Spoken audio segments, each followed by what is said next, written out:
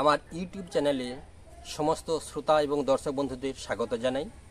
বন্ধুরা, পশ্চিমবাংলা কৃষিপ্রধান একটি রাজ্য, তাই এখানে অধিকাংশ জায়গায় সারা বছর বিভিন্ন ধরনের সবজি ফল উৎপাদন হয়ে থাকে।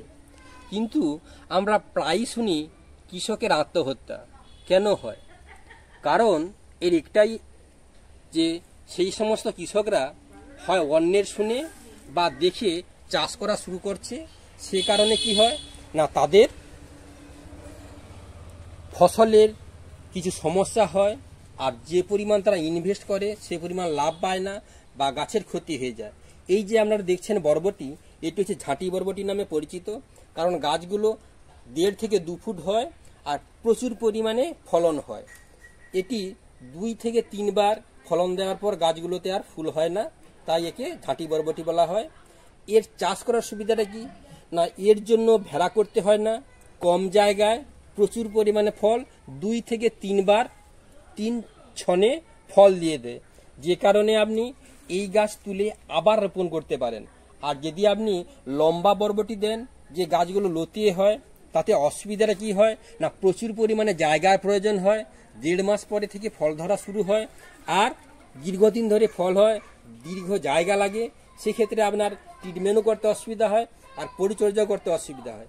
এই সমস্ত চাষের ক্ষেত্রে আপনারা কি করবেন না, মাটিতে মাইক্রোনিউট্রিয়েন্ট আর মূলবর্ধক যৌগের সাথে বায়োস্টিমুলেটিং মিশিয়ে মাটি তৈরি করতে হবে।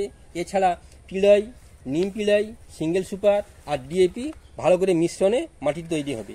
গাছগুলোর ফল দেখুন আর ফুল দেখুন, এগুলো হচ্ছে ফুল, এটি হচ্ছে ফল শুরু হয়েছে। এই ফলের সাধারণত লেদা লাগে, এই লেদাগুলো এই পাতাগুলো খেয়ে যায়, তার কারণে লেদার ওষুধ মারা প্রয়োজন। মার্কেটে সমস্ত ওষুধই কিন্তু লেদার কাজ করে, সমস্ত বলতে যে সমস্ত ওষুধগুলো লেদার জন্য মূলত তৈরি হয়েছে। কিন্তু আমরা করি কি, লেদার ওষুধ মারার পরেও গাছে কাজ হয় না, হতাশায় ভুগি। তার কারণটা কি না, আমরা সঠিক সময়ে মারতে জানি না। লেদার ওষুধ মারতে হয় কেবলমাত্র সন্ধ্যের সময়, অর্থাৎ সূর্য ডুবে যাওয়ার পরে মারতে হয়। কারণ কি না, লেদা একরকম ভীষণ চালাক প্রাণী, বা প্রাণী বলাটা নয়, পতঙ্গ বা কীট, যে মাটির ফাটলে লুকিয়ে থাকে, সহজে গাছের উপরে আসে না। যখন রোদ কমে তখন সে আসে আর গাছের ফুল ফল সমস্ত খেয়ে নষ্ট করে দেয়। লেদা বিভিন্ন ধরনের হয়, অনেক পায়াযুক্ত লেদা আর কাঁটা লোমযুক্ত লেদা। সমস্ত লেদাগুলোরই কাজ হবে সন্ধ্যের সময় মারতে হবে। আর গাছের পাতার হলুদ ভাব এলে ভাবতে হবে জিঙ্ক জাতীয় অনুযৌগের সমস্যা বা ঘাটতি রয়েছে। তাই জিঙ্ক এবং কপার সংমিশ্রণে তৈরি বা কম্বাইনে তৈরি এরকম ধরনের ঔষধ বা সার আপনাদেরকে হয় স্প্রে করতে হবে, নাহলে গোড়ায় দিতে হবে। তো বন্ধুরা, আপনারা অল্প জায়গায় বাড়ির ছাদে এই ধরনের চাষ করতে পারেন।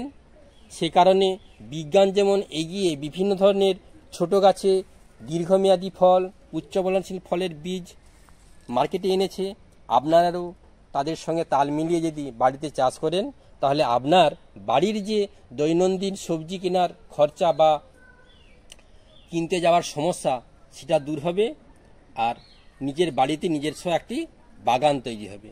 তো বন্ধুরা, আপনারা আপনাদের অভিমত কমেন্ট সেকশানে জানাবেন, লাইক কমেন্ট শেয়ার করবেন। নতুন যারা এসেছেন তিনারা চ্যানেলটি সাবস্ক্রাইব করে সঙ্গে থাকবেন। ধন্যবাদ।